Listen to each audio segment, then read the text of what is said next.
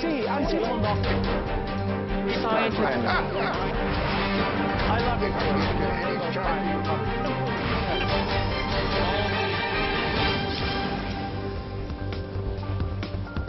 Hello and welcome to CrossTalk, where all things are considered. I'm Peter Lavelle.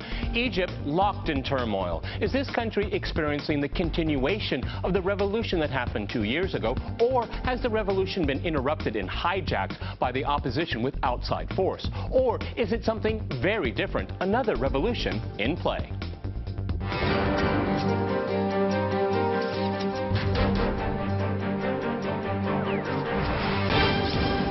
To crosstalk the events in Egypt, I'm joined by Karl Sharro in London. He is a Middle East blogger. In Cairo, we have Weil Eskandar. He is a blogger and a journalist. And in Washington, we cross to Ariel Ratner. He is a fellow at the Truman National Security Project. All right, gentlemen, crosstalk rules in effect. That means you can jump in anytime you want, and I very much encourage it. Karl in London, what's going on here? How do you look at it? I mean, because it looks like it's 2 steps forwards, 2 steps back. I mean, what's in play in the Egyptian revolution, if it's even a revolution anymore?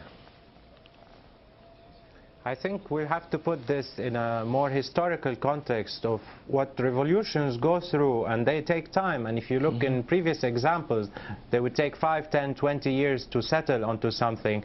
Now, the immediate context to what's happening in Egypt is there was a process of change that resembled the revolution, but in the aftermath of that, there's no single authority that have stamped its narrative on what the meaning of the Egyptian revolution is. Unfortunately, the political opposition currently isn't kind of able to articulate that, and the leadership of the country in the form of Mohammed Morsi and the Muslim Brotherhood has alienated many people and made many mistakes throughout the process, and has sort of formed cut deals with the institutions of the state and the army to consolidate its power, which goes against everything that the revolution represents. However, the proviso is we need to look at this from a historical perspective. This is an ongoing process. There will be a lot of chaos, a lot of contestation before it settles down towards a more kind of progressive path forward. Karl, if I can stay with you, it looks like a lot of the opposition, though, aren't willing to give more time. Western media doesn't want to give more time. Western capitals are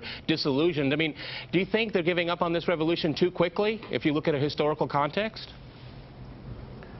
I think part of the problem with the Egyptian revolution is it turned into a form of a spectator sport where outsiders get to have their saying. I mean, I shouldn't be saying that. I'm an external observer as well, but to the extent that it's kind of interfering with this process. And unfortunately, that form of intervention is egging one side or the other. You can also look, other than Western countries, at the role of the Gulf countries are playing in supporting certain parties within Egypt. But those processes are normal, again, in the aftermath of any revolution. What you need to arrive at is a consistent drive by a large block of the Egyptian people towards the original aims of getting rid of autocracy and marching towards democracy. But that's not going to happen on its own without organization and without a clear political will, which seems to be missing at the leadership level. Okay, Weil, in Cairo, where do you come out on this, considering what we just heard? Go ahead. Yes, I agree with Karl about this. I think that what's been happening is that the revolution is in progress.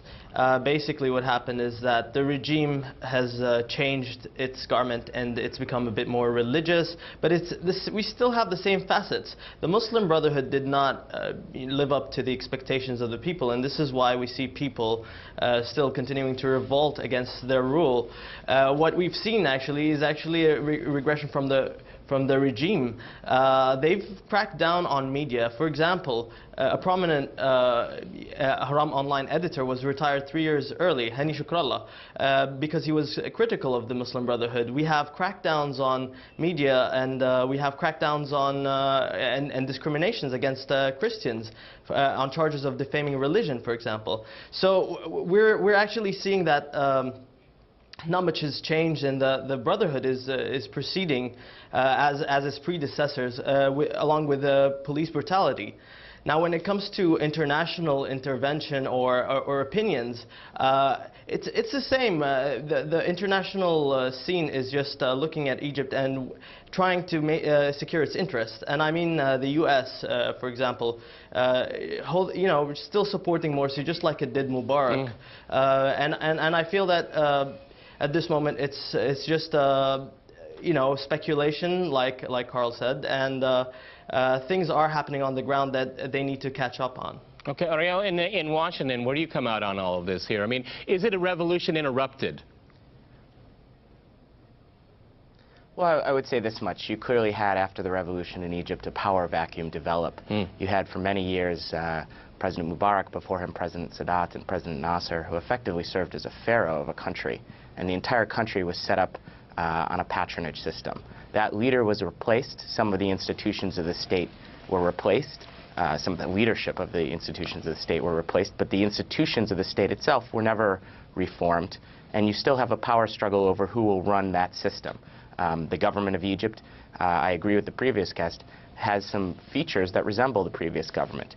The politics of Egypt are vastly changed. You have a very polarized, fragmented in many senses, political scene where everyone, understandably so, feels empowered to speak for a revolution that, at some senses, they all supported when it just involved removing Mubarak.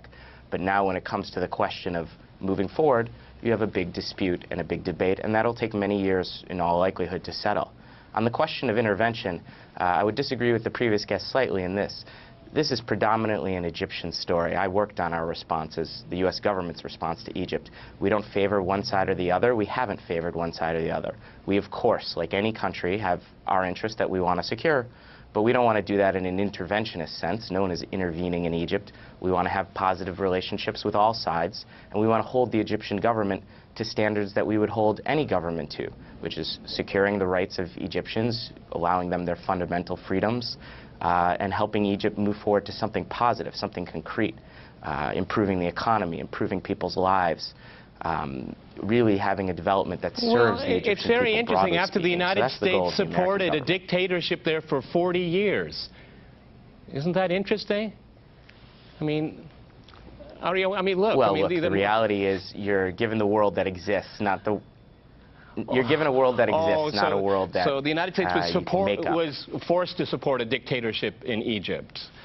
The difference is, in the leaders that you just mentioned, is that the current president was elected. The current president was elected by the people. The other leaders you mentioned were not. The reality is the United States had a relationship with Egypt that came out of the Cold War, that came when Egypt switched from the Soviet camp to the American camp. There were positives and negatives to that relationship. Obviously, Egypt was ruled with a dictatorship. Obviously, the United States support that. If you went around Washington right now, many people would view that as a tragic note on a lot of levels. The United States wants to work productively with the people of Egypt. Yes, the current government is democratically elected, which is why the United States government is seeking to work positively with him. But we're not seeking to work exclusively with him. I should say that I no longer work in the government, so I don't speak for them. But I would think most of Washington wants to have a positive relationship with all factions of Egypt and work on something positive and productive going forward, not rehashing a past that already happened. Okay, Karl, what about the democracy in Egypt right now? Where does it stand?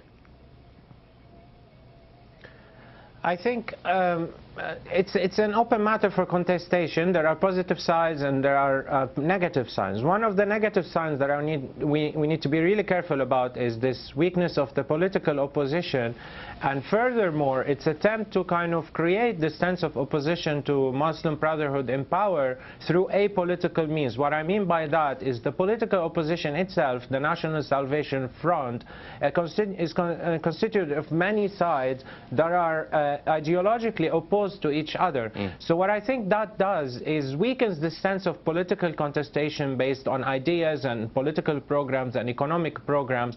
And what makes the matter more complex is this the suggestion that there won't be participation by the opposition or to boycott the upcoming elections, which will kind of rob them from a very important chance to put their ideas in the public domain. I think what's really crucial for Egypt in the immediate kind of future is to move away from the culture wars wars or identity politics, and not to try to make this battle between secularists and Islamists based on identity. Who's driving that right now in Egypt, in your opinion?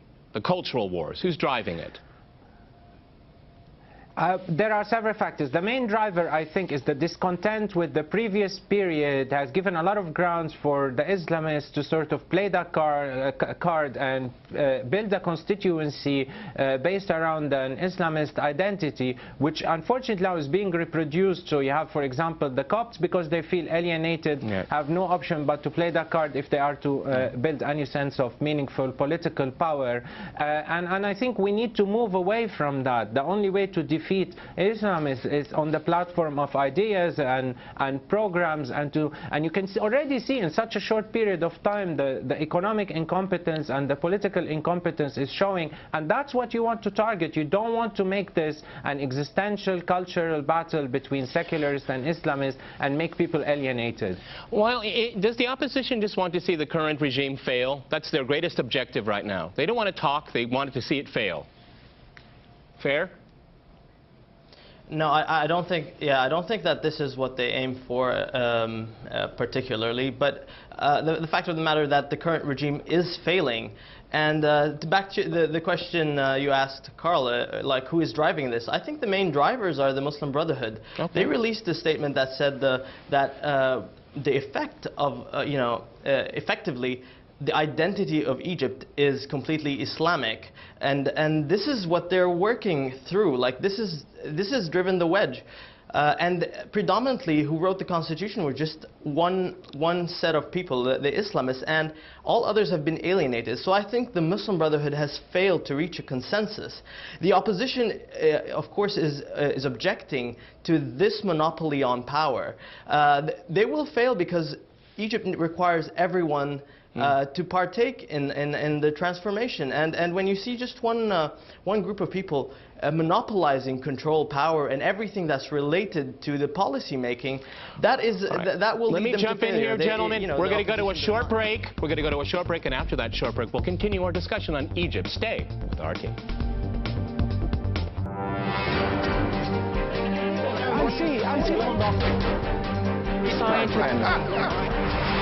I love it.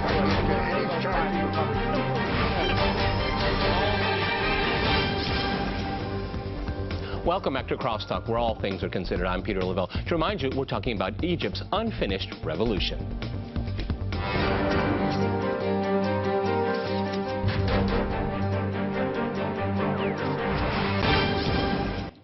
Okay, I'd like to go back to Washington. In the first part of the program, at the very end, we heard a lot of criticism of the Brotherhood here. Ariel, it's interesting. I mean, the brothers can turn around and say, hey, well, we won elections, so, you know, we have a major say in things. The people are behind us.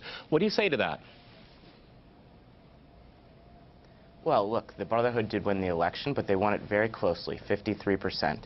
It's not a landslide, but it's an important victory. But the reality is winning an election doesn't just give you rights, it gives you responsibilities. And they have a responsibility, like any government, to rule fundamentally through consensus and to build consensus around a program to improve people's lives.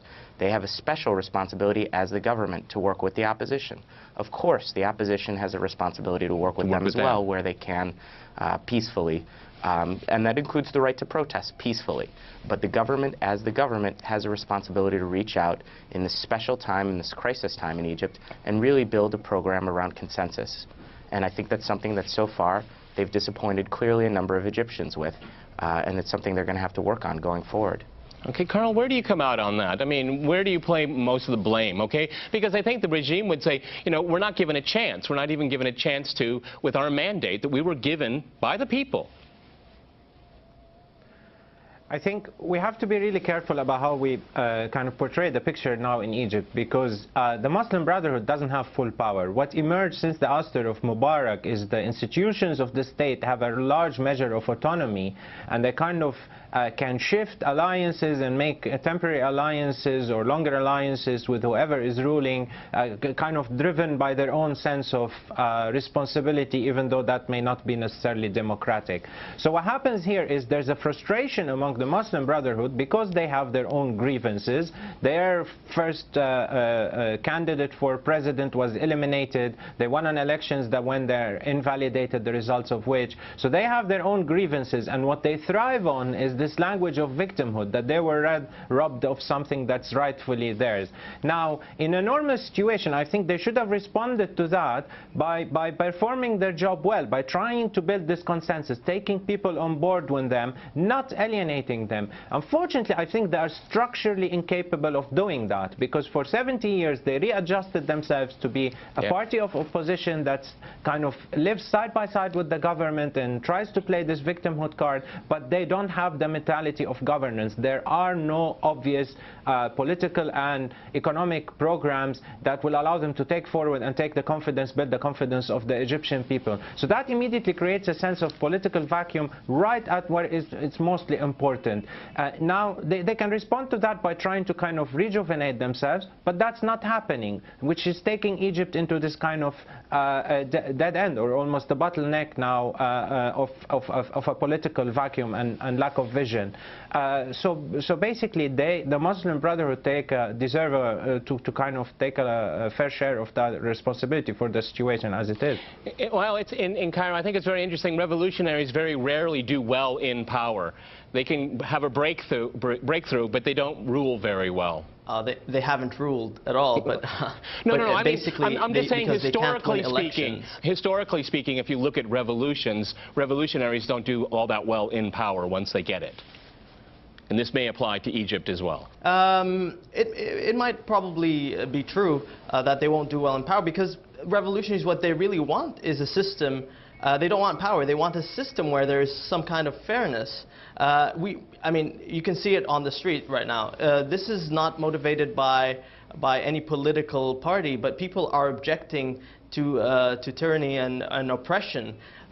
Whether they know how to fix that or change that once they're in power, I'm not very sure. I'm sure there are a lot of ideas, but at the very end of the day, they just know what they don't want. Currently, the leadership, the Muslim Brotherhood leadership, has taken criminal steps to deal with the people. For example, sending their own people to disperse a sit-in and then shoot at people armed with guns, live ammunition. I think that people are very not happy with the way things are, and we can see that the Muslim Brotherhood itself is really insistent on oppressing people, because, take for example the Minister of Interior, who did not disperse the sit-in at Ittihadiyya, the palace, violently. He was sacked, and instead what we have on the streets right now is a police force that's using brutality, and a lot of times unprovoked. I've seen that with my own eyes. Okay. Ariel, in Washington... Can I interject here? Go ahead, Peter, please, Carl. Please do. It's CrossTalk. Yeah, I just want to pick on this point. I just want to pick on this point about the fact revolutionaries don't want power, which I think is very crucial to understanding what's happening in Egypt and making the situation so complex. In the past, revolutions did want power, because power would allow them to produce a society after their own aspirations and image. And unfortunately, what we've seen across not only in Egypt, but all the kind of the recent uprisings in the past decade and across other Arab countries as well, is this sort of disdain of power, as if the object of the exercise is only to register your discontent, and then somebody else will take that and build onto it. So there's a sense of reluctance towards power, as if power is a dirty thing, which I think kind of creates this paradox. No, you have to take the power in order to produce the society that you want. And that revolutionary narrative actually is completely absent. There's almost a hostility towards the idea of taking power, which I think is fundamental to this hesitation. Ari, what do you think about that? Because, the Brotherhood will say, we have the constituency behind us, too, by the way. Go ahead. Well, I would just add, look, the nature of power itself around the world has changed. You have societies, partially as a result of internet, partially as a result of globalization, that are flatter in and of themselves. One of the major shifts in the Arab Spring is shifts from a vertical society, best symbolized by Mubarak and the way he had a patronage system, to a society that is in and of itself more horizontal. And a number of these protests, you're right, don't have a clear goal per se, but they have a goal of diffusing power across society. There's got to be a way to do that constructively. and certainly peacefully. But the reality is you cannot reimpose the old order, either in Egypt or anywhere else. Power just doesn't function that way anymore. And that's something that the government itself will have to learn. You're going to need a more pluralistic, horizontal structure. You can't just reimpose the old order anymore. You know, Karl, I mean, we've been talking about the government using force here, but there's this black bloc arising also, and they're using force, okay? Can you talk about that? Yeah, I think it's a very interesting phenomenon, although I think they've been given a disproportionate amount of media coverage because they appear to be more theatrical than other groups. The fact of the matter, we don't really understand or know what their real motivations are and what they're doing. There are very good stories about them in standing up and defending certain groups, but you watch some of the videos that they have online where they appear to be calling for an armed struggle, and then you pause and think, is an armed struggle what Egypt needs now? Because an armed struggle in principle could be legitimized, but would an armed struggle by a small minority of people be any constructive at this moment on Egypt? So it's kind of feeds into this point that I was making about the lack of a authoritative revolutionary narrative that clarifies for everyone what they need to do. Because of its absence, you have all these sorts of contesting claims and people coming from all sides and kind of making big flashy gestures that are not necessarily constructive in the end, although I'm reserving my judgment on the black bloc for the moment. But the point is, in that vacuum, in that absence, you will hear all these competing voices, and they can cause disproportionate amounts of harm sometimes, and they can be exploited by the authorities to clamp down on demonstrations, legitimate demonstrations.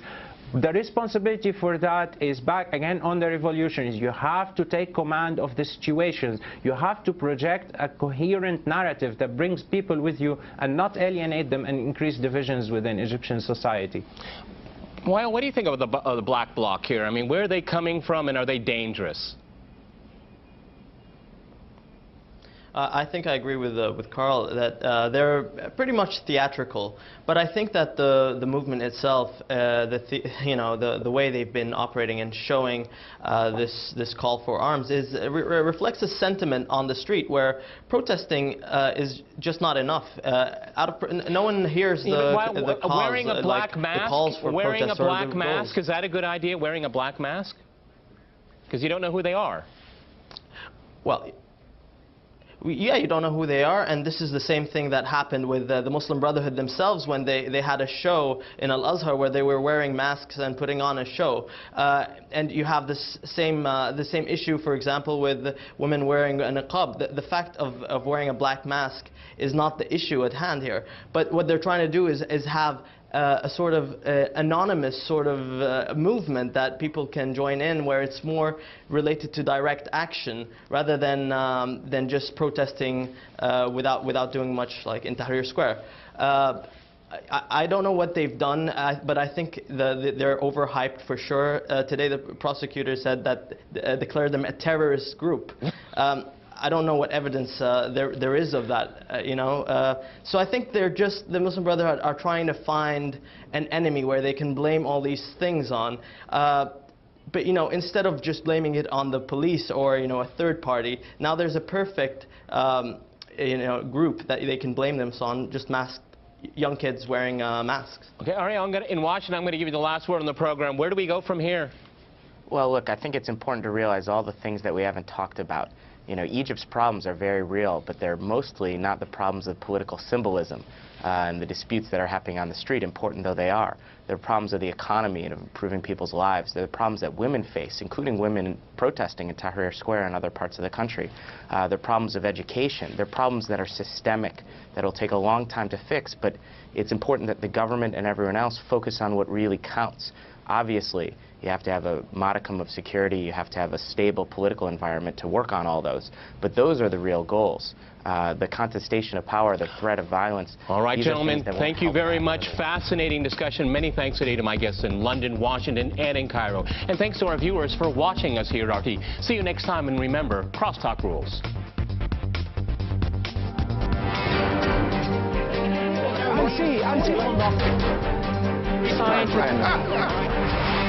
I love you. Anytime.